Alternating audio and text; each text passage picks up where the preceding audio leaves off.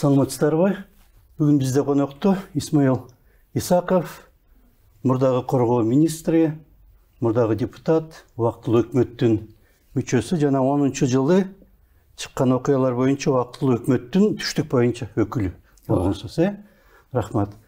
Уақыттап келгеніңіз үшін студияға.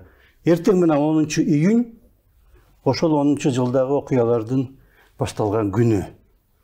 Ошол 10 июньга чейин 7 апрелдеги окуялардан кийин ошол аралыкта абдан көп окуялар болуп кетти, абдан көп. Ошолордун баары ошон үчүн июнь окуяларын апрелде окуя уландысы деп айтса болобу? Байланышкан деп.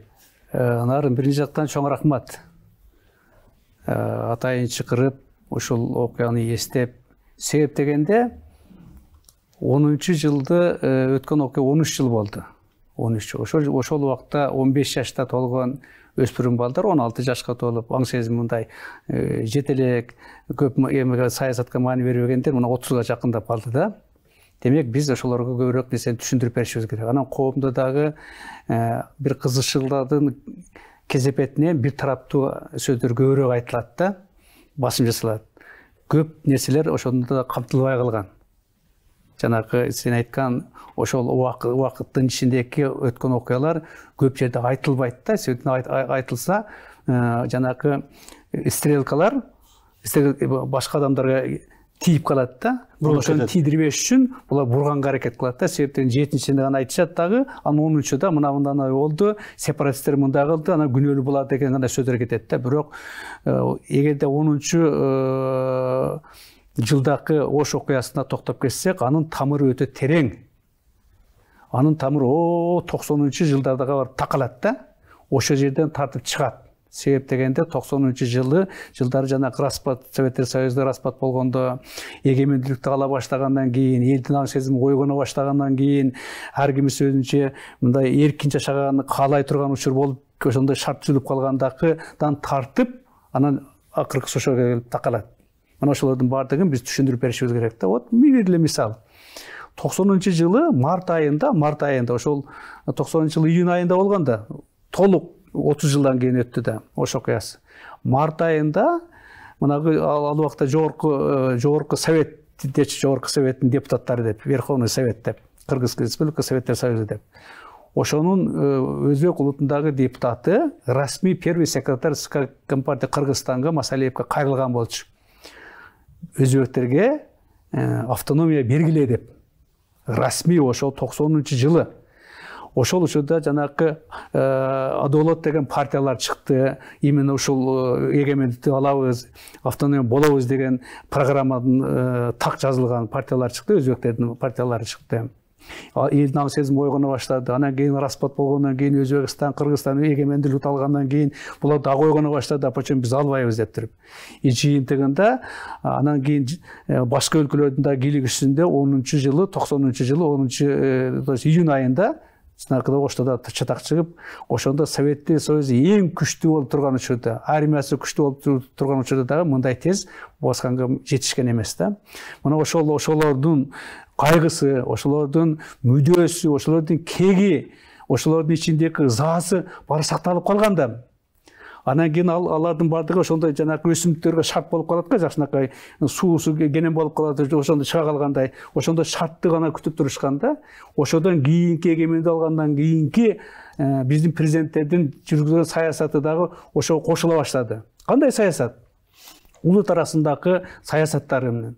Вот Акай учурунда оппозицияга каршы коюш үчүн ошо өзбек улутундагы алдыңкы катардагы катмарларды өздөрүнө тарта башташкан.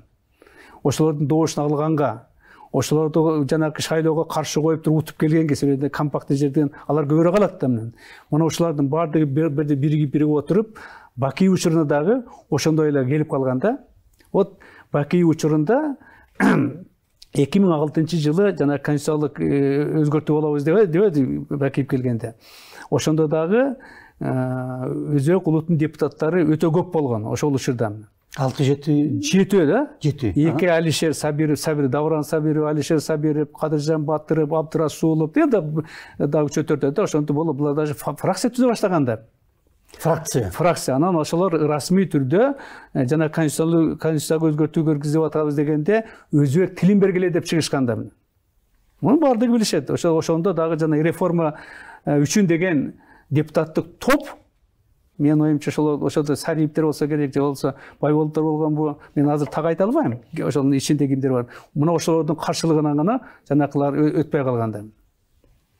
То есть андан башка Кадыржан Батыров ошо 2006 жылы, 2005 жылы акай учурунда Кадыржан Батыровду Кыргыз Республика боюнча өзбек диаспоранын президенти кылып, жана Мама Саидов деген ошол учурда улгайып калган аксакалын отставкага кетиришип шайлашкан. Ошо шайлагандан кийин ал расмий түрдө 2006 жылы Бакиевке жазат да: "Вы определитесь, какая будет у вас политика биздин улут боюнча" деп. Батыров, Кадыржан Батыров. Мына ушундай булар эметип баштаганда, анан кийин муну жүргүзгөн, анан Бакиевдин жүргүзгөн саясаты, анын кабыл алган мыйзамдары, үй бүлөлүк башкаруу системасын түзгөнү, баягы Сарини түзүшпөдү. Сариде ошол президенттик кеңештин сунушу боюнча ким кокус президент бир нерсе болуп калса, ошол президент болот деп да чыгышпады. Мына ошол Ак жол партиясынын депутаттарын алган, кабыл алган антинародный мыйзамдар ушулардын баары чогулуп келип, жана почвага дээрлик болуп калганда өскөнгө гана бир гана жана калпак ташыш керек болчу. А калпакты Бакиев куулгандан кийин Бакиевдин тарапташтары Бакиев өзү ачты. Анан ошол окуя как раз жана камтылбай калган периоддо болуп калып атпайбы. Вот мисалы 7 апрелде түнү менен барын жана убактылуу өкмөттүн 70% камашкан да 6-сында кечкурун чыгышты. Ал качып кетти. Эч ким жок башкара турган менен. Анан кийин Данияр Үсөнов отставкага кетти. Ошондо убактылуу өкмөт түзүлүп, мен анда түрмөдө болчумун. Менен кийин чыгып келип мени кошушпады. Анан чыгып кеткен 8-inde жанагы өзүнүн кичи мекенине барганда Бакиев айтпады эмне. Ал журналисттердин азыр тактасаңар чыгат да: "Мен керек болсо бийлигими сактап калыш үчүн курал колдонуп, түндүк түштүккө бөлүп ошту борбор кылганга дээрмин" деп айткан да. Мына түндүк түштүккө бөлүп, керек болсо канга боеп курал менен деп. Мына ошо 8-ден тартып булардыкы каршылыктар баштады убактылуу өкмөткө. Булар көп учурда айтылбайт да. Анан кийин ошол 13 апрелде Жалал Абадта басып алышканда. Билесиңер, Жалал Абадтын обул эмесин басып алышты. 14 апрелде Базар Коргондо биздин тараптар жана курултай өткөрүшүп, Бектур Асановду губернатор шайлап, 14-нде барып бошотушат. Андан кийин 19 апрелде Рахмонов жанагы Фажылдабек Рахмонов дегенде тарапташтар менен барып давасы болуп атпайбы? Алар 19, 20, 21 3 күн 4 күн отурушканда менен.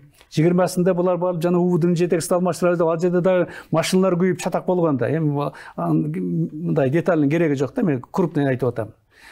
Ошондо анан 21 апрелде ошолорго шыктанган Бакиев Минскиде туруп алып пресс-конференция берген. 16-сында жана Астанага барганда арызын жазып берген да, мынандай арызы менде копиясы бар да, мына арызын жазып, заявлениесин жазып берген. Мен өзүм мына подаю в отставку деп. 16 апрель 10 жыл. Өзүнүн колу копиясы. Ошол 21 апрелде Минскиде пресс-конференция берип айтат: "Мен дейт, бул мына арыздан баш тартамын. Мени мажбурлашкан. Мен бир гана Кыргызстанда легитимдүү президентмин" деп пресс-конференция берет. Бул себеби дегенде ал ошо жана 19 басып алып, 19-нда отурган, 20-сында отурушкан да Жалал Абадты басып. Анын тажрыйбасы бар. Ага чейин ошондой жол менен президент болуп келбеди. Билесиң да, 2005 жылы Бакиевтерди жана түштүктү алгандан кийин. Ошондуп берет. А бул эмнени билдирет? Буга көптөр маани бербейт да. Бул деген өзүнүн тарапташтарына: "Мына мен президентмин. Силер каалагандай убактылуу өкмөт менен күрөшкүлөгүн. Күч менен болобу, ок менен болобу, таяк менен болобу" деген белги. "Мен да күрөшөм" деген белги. акчаны берем деген белги. Анан ушудан тартып булар активдүү күрөшө баштады, активдүү чыгышты. Ошонун негизинде 19 майда биз жанакы Жаныш менен Максимдин 18-дегиде сүйлөшкөн сөздөрүн чыгарттырганбыз. Анда так жазылып турбайбы? 500 жана жаш молодежьдерди таярлаш керек, кипиш жасаш керек, убактылуу өкмөттү мындай башкара кылып элге көрсөтүш керек, керек болсо улуттарга кагылышты чыгарттырып туруп, буларды жок кылыш керек деген өкөн сөздөр бар. Туурабы? Мына ошодон кийин анан булар активдүү басып алат дагы 13-14 майда, мына то есть майда жана эмеден кийин Бакиевдин пресс-конференциясынан кийин түштө басып алышпады. Ошту басып алышты, Жалал-Абадты басып алышты. Ошол Бакиевдин мурунку губернаторлору Мисирев, Бакиров деген инилерибиз билесиңер да. Анан мен барып Ошко барып сүйлөшүп, Жалал-Абадта сүйлөшүп, анан кийин чыгартып бир Жалал-Абадта мен кечигип калдым, кийин 14 учуп келгенде. Ага чейин чыгарышып, кичинекей ал жерде да чатак болушуп, жарандарыбыз жабыр тарткандар болду ошо кагылышууда. То есть мына ошентип булар активдүү кирише башташканда, мындай убактылуу өкмөттү жок кылып биз алып келебиз деп. Булар ошолордун баары мына айтылбай калган. Мына ушулардын кесепети, ушунун негизинде анан кийин жанакы өзбек улутундагы жанакы сезимдер ыңгайлуу шарт түзүлө баштады. Булар да ойгоно баштады дагы. Аны убактылуу өкмөткө дагы кээ бир биздин адамдар менен сүйлөшүп, ал убакта эми убактылуу өкмөт деген бул баары менен сүйлөшкөнгө муктаж болгон да. Ал биринчиден булардын милдети болгон сүйлөшүү, себеби эч ким ал жерде ал убакта сепаратист, террорист деп мындай мыйзам чегинде танылган эмес. Барын чакырышып, сүйлөшүп, жардам бергиле деп сурашып, бул менин оюмча нормальный эле процесс болгон да. Бирок ошолордон пайдаланып, мына биз ролубуз чоңоюп атат, биз жасасак болот экен деп туруп, жанакыдай элдердин өздөрүндө күпүлдөшүп, давай биз эми убакыт келди, ойгоно турган учур келди. Биз 20 жыл күткөнбүз деп. Ооба, күткөнбүз. Жана мен айтпадым, жана капкага ачылбай турганда, бул жерде ачылып калбады. Ыңгайлуу шарт, убактылуу өкмөт болсо да муктаж ар кимге жардам сураганга. Булар болсо да жана Кадыржан Батыровдун көрсөтүүгү каршылыкташтары мурун эле булар менен болгон экен да. Биз муну билген эмеспиз да, ал учурдачы. Ошентип отурушуп, жанакыдай шартка алып келгенден кийин жыйынтыгы 10 июндагы окуя чыкты да, трагедия болду. Албетте трагедия, бирок ошого карабастан убактылуу өкмөт өзүнүн жанагы 7 апрелде алган миссиясын аткарып, биз эмне кылдык? Биринчи стабилдештиргенге жетиштик. Кыска мөөнөттө муну бүткүл дүйнөлүк коом баалады. Мындай ошондой акыбалды көпчүлүгү жасай алган эмес эле деген мындай жакшы маанайда жакшы жылдан 5 күндүн ичинде токтотконго жетишти деп мындай алар дагы жакшы көздөр менен карай башташты. Ошолор да белгилей башташты. Андан башка референдум өткөрдүк. Эң негизгиси өзүбүз сөзүбүзгө турган ал убакта мына электр энергиянын баасы, стратегиялык объекттер өтүп кетпеди эле сатышы. Ошолордун баарын кайтардык, баалардын баарын мурун калыбына келтирдик. Саясий куугунтуктардын баарын чыгарттырдык, анын ичинен азаттыкты, боштондугу дагы мындай трансляция кылганга жеткирдик бардыгын. Ошентип туруп биз 21 июлда мына 10 июнда окуя болгон менен биз басып өткөргөндөн кийин 21 июлда убактылуу өкмөттүн басымдуу көпчүлүгү өздөрүнүн арызын жазып, биз кеткенбиз да. Мына биз баарын жасадык, референдум өттү, эми жаңы бийлик келсин, биз дагы кеттик. Эгерде бизди эл шайласа келебиз, шайлабаса биз дагы эл арасында жүрөбүз деп туруп, мына мен, Атамбаев, Текебаев, эми көпчүлүгү сарай баарыбыз кеткенбиз. Муну көптөр түшүнбөйт да, ошону эле убактылуу өкмөттө уруп атышпайбы. Анан кийин жана техникалык өкмөттө Муралиевдин жетекчилиги алдында ошол шайлоону өткөрүш үчүн, анан кийин жаңы бийликти кайтарып бериш үчүн техникалык өкмөттө түзүп, анан кийин биз жанакыдай кетип калганбыз. Бирок убактылуу өкмөт өзүнүн толук миссиясын аткарды деп, бул декабрда Отунбаевдин указы чыкты да, убактылуу толугу менен өзүнүн эмесин ишин аткарды. Ошонун негизинде жоюлсун деп туруп, ол декабрда гана чыкты. Бирок өзүбүз рапорт менен расмий түрдө бийликтен биз 21 июлда кеткенбиз. Да.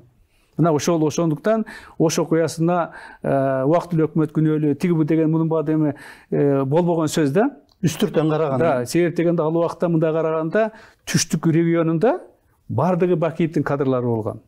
милициясы да ошолордуку болгон, ГКМБсы да ошолордуку болгон. Алар тайны тигилер менен иштеген. Тем более жана 21 апрелдеки анын пресс-конференция берген пресс-конференция мен илегитимдүү президентмин.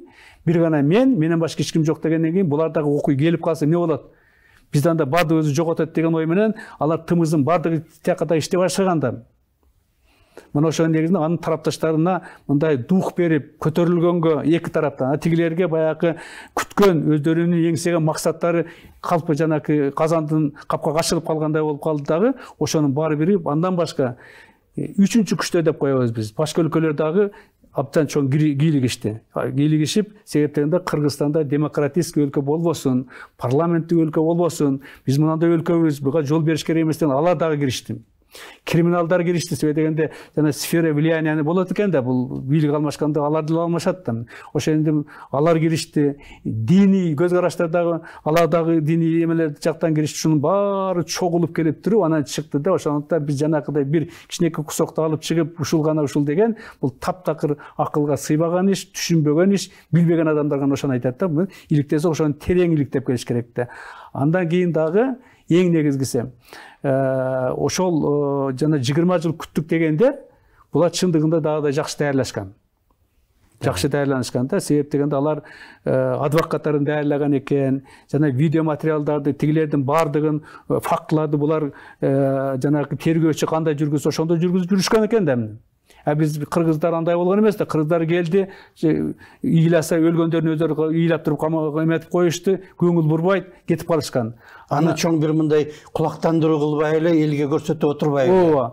Алар болсо бул факты жайып, анан кийин китептер чыгара баштабады. Китептерди чыгарып, мына геноцид кылды кыргыздар деген биз анан подожди, как это геноцид кылдың?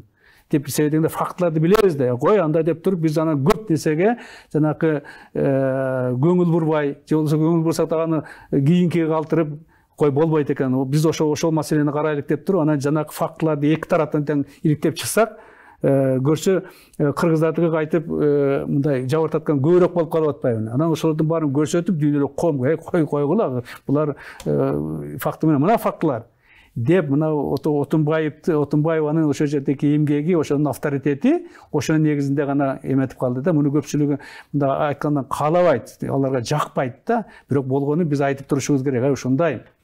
Ошонун негизинде ошолорду көрсөткөндөн кийин геноцид болгон эмес экен, кыргыздар булар ата эле жасабаган экен деп, анан ошонун негизинде токтоп, кой болду эми муну жабыш керек дагы, экинчи ачылбасын деген ой менен мына эки эл бирикти, эки эл кайтып мурункудай элдешти, баары менен сүйлөштү, бирин-бирин кечиришти деген ой менен биз да ошону токтотуп, анан алдыга жылганга умтулганбыз да. Ошонун негизинде дагы бир факты бар да, вот 3-күктөрдү айтып атпаймынбы?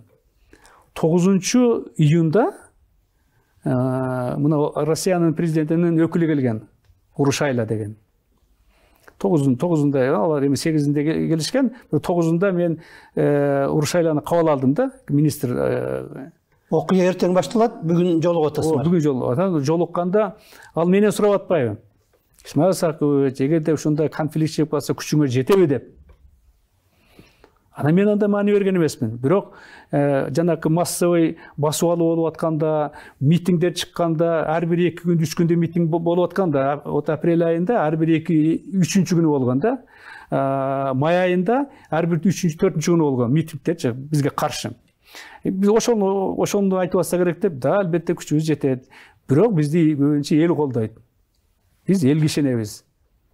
Деп мен мындай баса белгилеп айткам дегенде деп калганда, көрсө булар бекеринен сурабаптыр да. Ошону менен бирге дагы интереси ошто 8-inde жанакы бир маалыматтык центр деген центрде тренинг өткөн, же семинар деп коебуз да.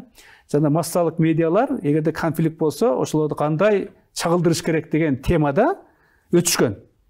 Расмий түрдө. Onun da baştalарга 2 күн калганда. 2 күн калганда. Эми үчүн аны өткөрүшөт. Эми ошол да, ошол даярданышкан экен да, как мындай анын артында турушкан да, анын артында чоң күчтөр турган да, бекер өтпөйт да. Себеп дегенде ошо Мезон ТВнын редактору кийин биз иликтегенде чыгып атпайбы, бардыгычы ошо маани берип атабыз да. Мезон ТВнын жетекчиси ал 9-ндагы ошо кийинки күнү сүйлөш керек экен да, эң акыры доклад менен чыгыш керек экен. Бирок эмнегедир 8-inde өзүнүн жана программада киргенде мурун сүйлөйт дагы, сүйлөп туруп чыгып кетет, ошо ойдон жок. Эмне деп сүйлөгөн? Эми анын сөзүн биз толук иликтеген эмеспиз да, кантип чагылдыруу жөнүндө да. Ошонун негизинде мына ошондой күчтөр жана убакытты күтүп тургандар дагы баш көтөргөнгө бардыгы эң негизги деталдар дагы кайталап койгон. Ошол жанакы Бакиевтердин бийликке келебиз деп умтулганын кесепети болду да. Мына ошолор кийин бардык отчетто ал белгиленген. Эң биринчи ошолордун Бакиевдин жүргүзгөн саясаты, Ак Жол фракциясынын кабыл алган жогорку кеңештеги мыйзамдары элге каршы, анын өзүнүн жүргүзгөн экономикалык саясаты, социалдык саясаты, себеби дегенде Акай учурунда дагы баягы түштүктө өтө оор болгон да. Мына жерди биз менчикке бергенден кийин түштүктө биздин кыргыздарга 1 гектардан суулуу жер тийген, 1 соток суулуу жер тийген да. Аны ошондо биз депутат болуп каршы чыкканбыз да. Бул жерде 50 соттан берип атасыңар, кээ жерде 1 гектардан 2 гектардан алып атат. Аны экөөнү кантип салыштырабыз? Кантип ал жерде кайтып көп балалуу адамдар көп, ушу 1 соток суусу менен өзүн багат. Себеби дегенде ошондо саясат болгон. Кийим жер менен жерди алды, ал жумуш менен камсыз болду деген саясат болгон да. Муну көптөр түшүнбөйт. Себеп дегенде жер менен өзүң бак деген кеткен да, жумуш токтогон да, фабрикалар токтоду, заводдор токтоду, талкаланды, таланды, саттырышты атайын программанын пачек деген программа негизинде. Анан ошо бир гана жумуш бул жер менен эл өзүн багышы болуп калганда. Ошо негизинде андан башка жана Өзбек улутунда да практически алар көп, бизден да көп балалуу болушканда. Алардын жанакы жумуштары каралбай калды. Ошонун баардыгы социалдык жанакы теңсиздик дагы мындай каршы чыкканга ыңгайлуу шарттарды түздү да. Ушулардын баардыгы биригип келип, жанакылардын аракетинин негизинде ошол чыкты. Бир нерсе, ошол 8-inde айткан Бакиевдин сөзүнө далил катары 20-апрелде Ошто баракча таратылганда мынандай баракчалар. Мына бул жерде жошо антибек оппозиционный народный фронт временный правительство Кыргыз Республикасы чыкканда бизге каршы. Ошондо булар айтып атышат да, биз дейт Кыргызстанды федеративдүү өлкө кылабыз. Мына жерде добиться паритета во властных структурах представителей Юга 60%, Северден 40%, создание на Юге банковских финансовых структур, рассмотреть создание неунитарного государства, федеративного государства в составе Южно-Кыргызской Народно-демократической республики и Северной Народно-демократической республики түзөлүк деп атайын тараса. Себеби дегенде 8 апрелде Бакиев жанакын айтканда керек болсо түндүк түштүгө бөлөйлүк депти. Мына ошонун адамдары тымызын буяктан да элди көтөрүп чыкканга аракет кылышып, анан да баракчалар таратып, элге эмете баштаган. Биз ондан көрө өзүбүзчө болойлук, өзүбүздүн эмеси болсун, 60% бизге бериш керек, дегенде мындай деп, федеративдүү болсун деп. Мына баракчалары менен. Муну дагы ошол жанакы комиссия жөнүндө изилдеп, аныктап, тактап чыкканбыз да.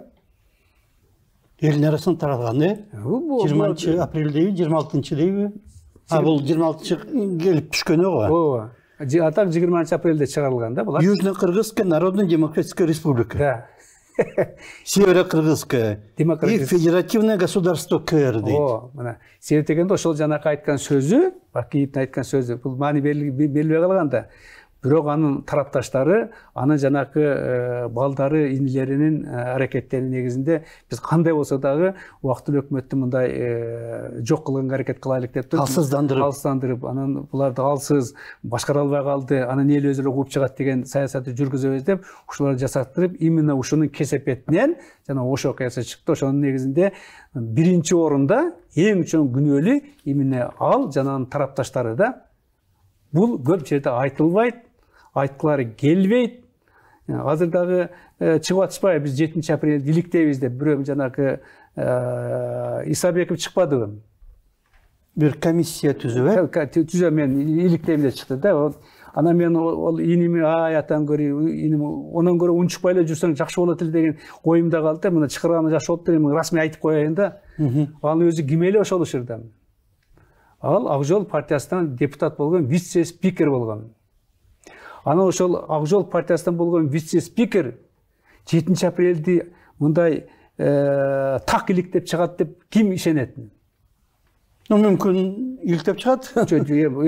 Мында кызыкчылык болот да. Анын үстүнөн азыркы күндө Бакиевтердин тамандагы жер күйүп атат да. Себеп дегенде Украина-Орус согушунун каяка кетип атканы азыр уже мында оркоюп көрүнүп атат, туурабы? Эгерде ал жерде бийлик алмашып келсе, алар айтат, сен кимсиң? Күтө мындай жерди бердиң. Ал жерге бирге кетиш керек да. Ошондон булар мына шашылып, эмне кылыштарын билбей, ар тараптан, бийлик тараптан аракет кылышты, элдер катуу чыкканда унчукпай калышты. Эми бул тараптан чыгышып көрсө мынандай экен дегенге аракет кылып атышат да. Болбойт андай. Эч ким ишенбейт дегенде ошол Бакиевке каршы болбосо дагы нейтральный жүргөн адам чыкса, нейтральный адам мындай дайыма калып сүйлөп, ага дагы эч кимге кошулбай да, о өзүнүн позициясын так билдирип, андайса болот эле, ушу киши эми аракет кылат го, чындык алып чыгат деп. Бирок жанагы ошонун Ак Жол партиясынан келген депутат, фракциянын жогорку кеңештин спикеринин орун басары адилеттүү эми мага ишенет, бизде беш колдой билебиз да. Булар эптер Бакиевтерди актоо аракеттеринин бири да. Мынандай болгон экен деп. Bir kontekst alıp çıkış ıhtimal, bирок иликтегенде жалпы иликтеш керек да, бардык тарапта караш керек. Жана мен айткан тараптардын баарын иликтеш керек. Анан ошондо гана чындык чыгат. Себеп дегенде мындай окуя жөн жерден өзү эле коркоюп чыга албайт да. Туурабы? Себеп дегенде ошол эле апрель айында же болбосо май айына чейин мындай өзү канча бир нерсе көп окуя болуп кетти. Жанагы Бактабасовдуку дагы тейит окуясы канча тимеле аябай көп нерсе болуп кеткен. Мына ошолордун баардыгын иликтеп, ничек ошондой чыкты деш керек да. Вот да бериле факт. Буда 12 майда түнү 13 майда Үсөн Сыдыков менен анын тарапташтары Бакиевдин жанагы бийликти алмаштырабыз деген чыгарбадыкпы биз? Телефондук разговорун. Ошондо Жалал Абадтын губернаторуна Бектур Асановго ачык эле чыгып атпайбы? Ай, Бектур иним, бизге өт деп. Туурабы? Ал бүткүл кыргыз эли укпады. Бизге өт десе мына Бектур принципиалдуу адам экендигин, өзүнүн сөзүнө турган жигит экендигин көрсөтпөдү. Ай, мен өтө албайм. Мен кантип өтөм, өтпөйм деп ачык эле айтпады. Ал айтса болот эле, сөйдөнде Үсөн ака мында авторитеттүү адам, аны баары мени өтө урматтаган, сыйлаган, мен жакшы көргөн агамын бири, мында кат айта албайсың ал кишиге. Бектур да ошондоймун. Аны ошого карабай айтып атпай, жооп мен сиздерге кошула албайм деп. Анан жана экинчи тарапка айтып атпайды, мен жөнүндө. Ай, бар Исмаил десеки мындай барымта калып койгулагын деп. Мына бул эмнени билдирет? Булар атайын даярлап, бизди жок кылып, ошол өздөрүнүн Бакиев өзү келбесе дагы ошолордун кишилерин алып келелик деген практикалык иштери да. Булай эч жерде айтылбайт.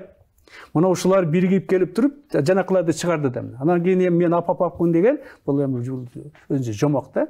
Ошо негизинде Ош окуясынын түбү, жана мен айткан өтө терең, жана көп фактлар менен камтылган да. Эгерде ошол фактылардын баардыгын иликтеп чыкканда гана мындай чындык чыгат. Анан чындыгында албетте убактылуу өкмөттү кандай азыр айтса боло берет. Ойлоп көрсөңөр, түштүктө практически мындай биздин бийлик болгон эмес да. Бир гана биздин авторитетибиз болгон. Бир гана нерсе авторитет. Себеп дегенде мына мен ошо тарапта почом мени шайлашкан. Мен ошо тараптан болгондуктан мен жабыр тарттым Бакиевден. Өзүм мурун ишими көрсөттүм элге. Баары билишет кандай иштеген, жерден жеген алган деген болгон эмес. Жабыр тартканда булар элдердин көпчүлүгү чыккан, туура эмес кылып атасыңар деп. Аны ошонун негизинде гана мына бизге мындай эл рахмат эл. Бул адамдар келди, буга биз каршы айта албайбыз дегенде саясат жүргүзүп, өтө катуу кетпей. Ошо гана сактап калганда, атак жанакы жергиликтүү бийликтин практически 90% тигилер болгондо. Биз эми крупныйларын алмаштырдык, губернаторлорду алмашылды, бирок эми алардын деле бийлиги тиякта сүйлөшүп атса, биз эртең келебиз деп атса, аналарды ойлонот да. Милициясы деле ойлонот, ичкиси деле ойлонот, башкасы деле ойлонот, министр ойлонот. Анан министрлердин көпчүлүгү жумуштан кетишти, көпчүлүктү тияктан болгондо. кетишти, алар келип мына бизди убактылуу өкмөт айдады, биз жакшы иштеп аттык эле десе, анын туугандары, бала чакалары, куда сөөктөрү дагы жиндери келет да. Бул эми нормальный процесс да. Аны ошонун баардыгы биригип, жанакыдай болуп чыга калды да. Анан ошого булардын күчү жетпей калды, булар алдын ала алганы жок деген бул таптакыр мындай далили жок, курулай каралаган сөздөр деп мен айтат элем да. Биз абдан көп иштерди аткардык ошого карабастан. Вот армия мына министр болгондо армияны кыскартышкан экен. Жок. Техникаларга жана отуруп айда турган шоферлары, водитель деп коебу, механик деп. Алар жок. Анан ушакта мени үлгүрүп, жанагы трейлермен апарып, армиянын балдары билишет менен. Америкадан келген техникаларды апарып ошакы коюп, араң үлгүрдүк да. Мына Мырзахматов көп жолу кайрылган дейт Оштон. Ушундай бир нерсе даярдалып атат. Бирдеме болуп кетпесин, бир чара көргүлөчү деген сыяктуу убактылуу өкмөт көңүл бурбай койгон деп айтылат. Эми айттым го, азыр каалагандай айтса болот да. Өздөрүн акташ үчүн ошол жергиликтүү бийликтер басымдуу көпчүлүгү эки тарапка иштеген. Эки тарапка иштеген да. Мен беттерине айтам, эки тарапка иштегенсиңер деп. Бизге бир айтып, алар менен бир сүйлөшүп. Бирок ошондо айтып атпаймынбы? Өздөрү анда кайрылып караша, өздөрү жергиликтүү бийлик катары эмне кылды деген суроо турулат да. Туурабы? Да, көптөр айткан. Бирок ошого жараша убактылуу өкмөт чара көрүп атканда, ошого жараша биз техникаларды алып бардык, аскерлерди мен көбөйтүп, бияктан көп апардык. Мына армиянын адамдары көбүрөөк билишет.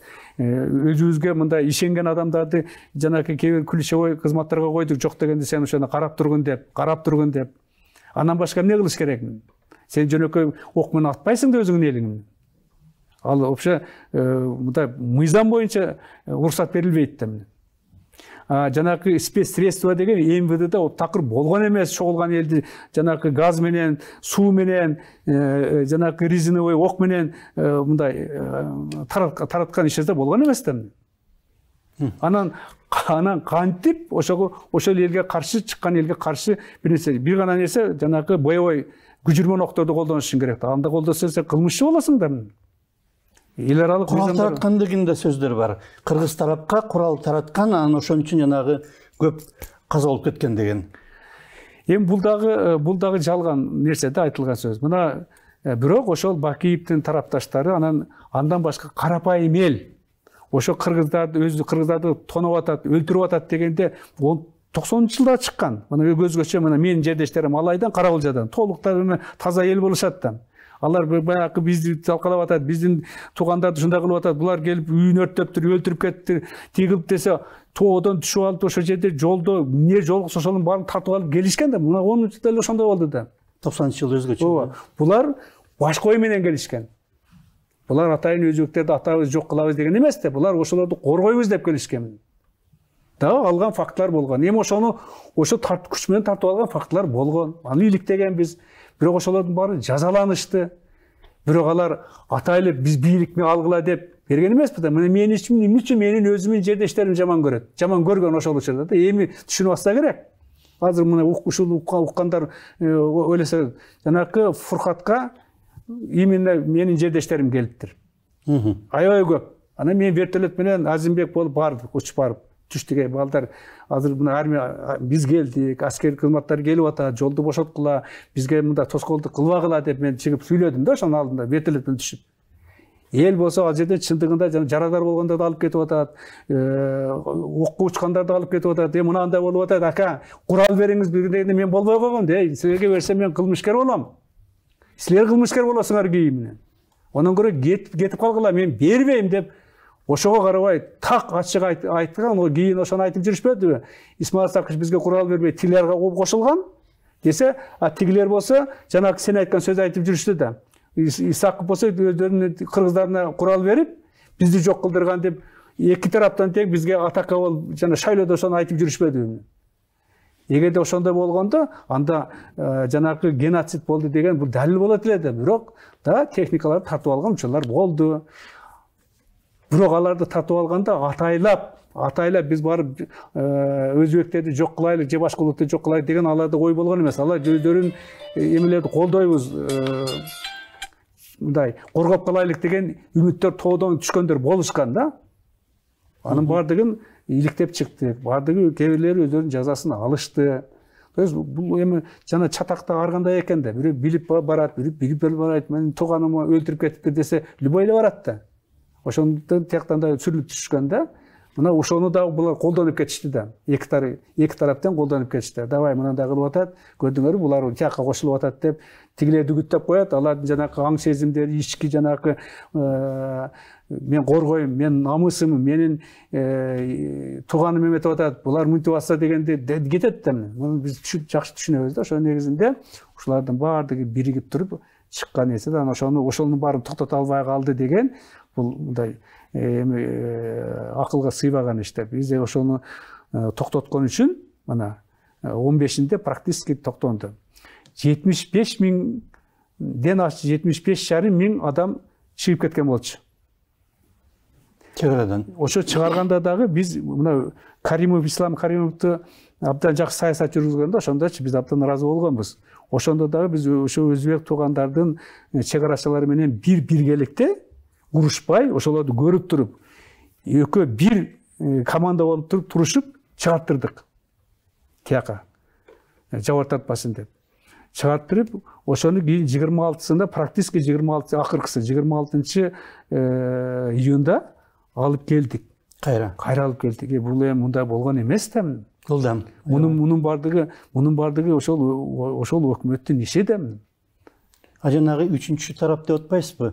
Рушайлы 9-июнда сүйлөшүп атат, ошол 10-июнда Ташкентте чоң жыйын болуп атканда, ШОСтун саммити. Ошого утурлай уюштурулган сыяктуу дагы болуп атат датасы. Эми айттым го, биз азыр мамлекеттик деген сыр деген болот, мамлекеттин кызыкчылыгы болот. Көп нерселерди айтсаң, чоң мамлекеттер бизге мындай башкача көз караш менен карап калышат. Бул эрте-кечте айтылат. Бирок ачык баары эле билишет да. Алар да келишкен, алардын дагы мындай салымдары чоң. Анан кийин Бакиевке алар да каршы болгон да. Чындыгында чечтегенде Бакиев дагы ар кандай сүйлөп, тияк барганда бирди сүйлөп, убаданы берип коюп, келип алып башканы айтып, алар дагы ошого база боюнча да. Мен ошолорду айтып атам да. Алар деле айтат да, бул эмне деген жетекчи? Бизге келип убадасын берип атат, келип алып башканы айтып атат. Бул эмне деген акмакчылык? Анан көрө бул окшогон жоготуш керек деген аларда деле ой бар да. Ошонун негизинде ушулардын баардыгы бирикти да эми. Биригип анан жанакыдай чыкты. Аны сактап калыш өтө оор себеп дегенде жана өзгөчө канча жыл жанакы быжылдап пышып турган нерселер капкага ачылбай менен. Ачылып калды капка. Алар кетти, эркиндик болот экен. Мына биз эңсеп жүрдүк элек, убакыт келди, тилди алайлык, автономияны алайлык, өзүбүздүн кадрлар болсун, квота болсун, бизге определенный деп туруп, жана конституциялык нормалар дегенде унутушту да эмне. Азыр деле унутуп атпайлыкпы? Биз азыр деле конституцияда жазып алган нерселердин бардыгын тетир жасап атпайлыкпы? Вот мисалы да, анары. Конституцияда жазылган жарандар религиясына карабай, өңүнө, түсүнө, билимине, диний көз карашына карабай, баардын укугу бир деп турабы? Аял эркегине карабай деп. Биз бөлүп атпайлыкпы? Ошон үчүн жана Бакиев учурунда жасалбады мына улуттарда мынанча процент болуш керек тиги бул конституцияга карама каршы келет да эмне. Майласыздыктан да. Жок. Мына ушундай туура эмес нерселердин бардыгы барып туруп кийин бир тараптын наразылык чыкканын алып барат да эмне. Алар деле айтат, а почему 15%? А почему не 70? Биз биякта көбүрөөкпүз, а почему мындай эл деген мында ар кандай сөздү сиңдире берет да эмне. Ошон үчүн дүйнөлүк коомдо бекер жазылган эмес да, мына адам укуктарында бекер жазылган эмес да. Бул адам бардыгы диний эмесине карабай, көз карашына карабай, расасына карабай, полуна карабай, баары укугу бир дегенден кийин биз эч качан бөлүшүбүз керек эмес да. Кыйынсыңбы, жетекчи бол. Мына Англияда эмне? Сунак. Улуты ким? Пенджаб. Индиядан. Англияда булар өзүң билесиң, империя болуп турганда ал окшогондорду жакын жолоткон эмес да. Ал эмес бирге отурушчу эмес эле да. Мына Южный Африкада расалар беркилер экөө бири отурганга уруксат эмес эле да. Кече жакында эле, туурабы? Мына ошондой өлкөлөрдө жанакыдай жазгандан кийин алар да азыр кетип атышпайбы? Кой, болбойт экен. Улутту баш дейби? Кыйынбы? Чыксын, жасасын, элди баксын деп. Биз дагы азыр мына мыйзамдарды кабыл атканда коркпой, мына жерде мынандай болуп калат, мына жерде мындай көбүрөөк экен, болбойт деген туура эмес саясатка турат. Акылың иштесең боло берсең ким болсо. Элди бакса, алып чыкса, эмнеге болбойт? Кыргыздын улуту, кыргыздын жараны да. Биз мына ушундайга барганда гана ошолордо болуп өнүккөнгө мындай кадам шилтейбиз да. Анан жанакыларды кыса берсек, бул жакшылыкка алып барбайт да. Бир гана нерсе гендер боюнча оондо резолюция кабыл алышкан. Жана 30%дан кем болбосун деген. Эми ошол алар деген туура эмес кабыл алышты, өздөрүнүн оондун жана принциптерине каршы. Бирок ошого карабастан эми ошону аткарсаң болот. Бирок аны дагы айтыш керек да, болбойт. Онун көрө аял болосун, эркек болосун, кыйынсынбы, пожалуйста, баргын шайлоого, уткун келе бер. Мүмкүн сен 90% болуп каласың, мүмкүн силер 80% болуп каласыңар. Туурабы? Ошондо гана биз жылабыз да, ошондо мамлекетте адилеттүү мамлекет болгонго аракет кылат. Ада кыса берсек, конечно, бул жакшылыкка алып барбайт да. Мына ошонун негизинде Ош окуясынын түбү өтө терең. Анан аны жанакыдай мынаны кармап коюп, ушул адам экен деген суруп чык, муну суруп чык. Бул вообще акылга сыйбаган иш да. Мындай нерселерде өтө этият болуш керек мамлекет. Себеп дегенде бул жерде бир эки эле адамдын ичиндеги кайгысы эмес да. Бул целый улуттун этностун кайгылысын турат да. Биз терең карашыбыз керек да. Аны өтө кылдаттык мамиле кылып, аяр мамиле кылып, саясатты туура алып барсак, ошондо гана болот. Азыр мыналарды чыгарган менен биз кээ бирлеринин жана сезимдерин ойготуп атабыз. Алар айтып атат, токтоп, подожди, биз мындай кылды эле, мына эске түшүрүп атабыз да. Эми үчүн кереги барбы? Кереги жок да. Мамлекет алдыга жылыш керек да. Ошолордун бардыгын жанакыдай кылып, все болду, маселе бүттү. Экинчи, только вперед смотрим, назад не смотрим дегенде саясатты жүргүзсө, мамлекетте жакшылыктар көбүрөөк болот да. Рахмат сизге, убактыбыз да аяктап калыптыр. Эртең ушу трагедиялык эме күн. Туура, биз жанакы жабыр тарткандардын баардыгына көңүл айтабыз. Аны артына кайтып келе албайсың. Бирок эң негизги мамлекетте, жалпы мамлекетте тынччылык, аманчылык, стабилдүүлүк өкүм сүрүш керек да. Эң негизгиси бул адилеттүүлүк, мыйзамдуулук. Адилеттүү мыйзамдар так аткарылса, адамдар мындай көп тарынбайт дагы, капата болбойт. Анан иштеринде да жанакы жаман ойлор калбайт да. Анан адилетсиздиктен чыгат да бардыгычы. Рахмат сизге. Бизде конокто Исмаил Исаков болду, мурдагы коргоо министри, убактылуу өкмөттүн мүчөсү, мурдагы депутат, экс-депутат Жогорку кеңештин. Рахмат сизге. Рахмат силерге дагы чакырганыңарга. Ийгилик, ден соолукту кылгыла. Саламат болуңуздар.